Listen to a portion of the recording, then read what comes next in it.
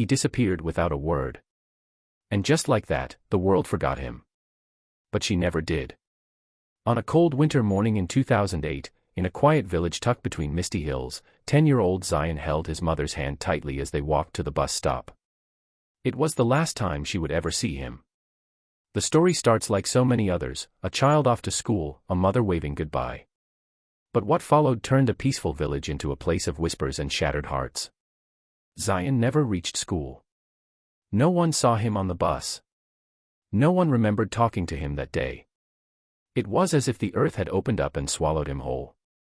His mother, Amina, searched day and night. Police, posters, prayers. She knocked on every door, cried in every mosque, and pleaded on every street. But days turned to weeks, weeks into months, and months into years. People moved on. The world kept turning.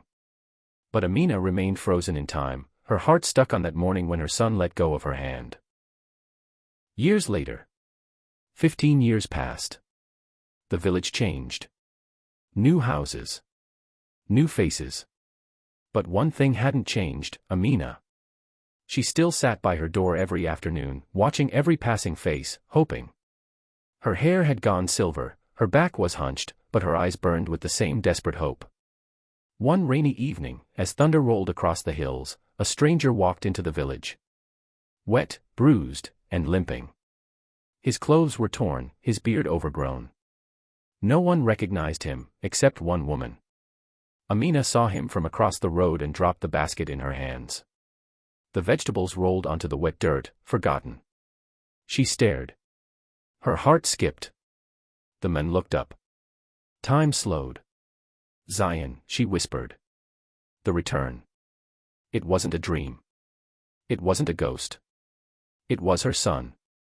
Zayan collapsed into her arms like a broken child, sobbing into the fabric of her scarf. The villagers watched, stunned. Some cried. Others couldn't believe it. But she didn't need proof. She didn't need words.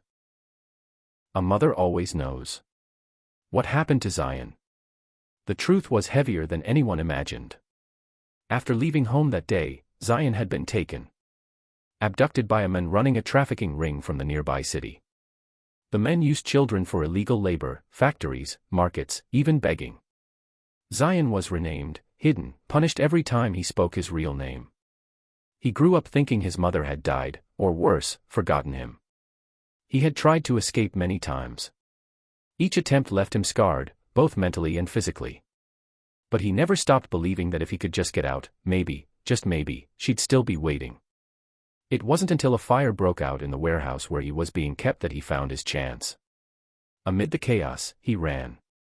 With nothing but a memory of home and a name, Amina. The village reacts. Word spread like wildfire. Zayan's story was on the news. The man who abducted him was caught. Other children were rescued. But more importantly, something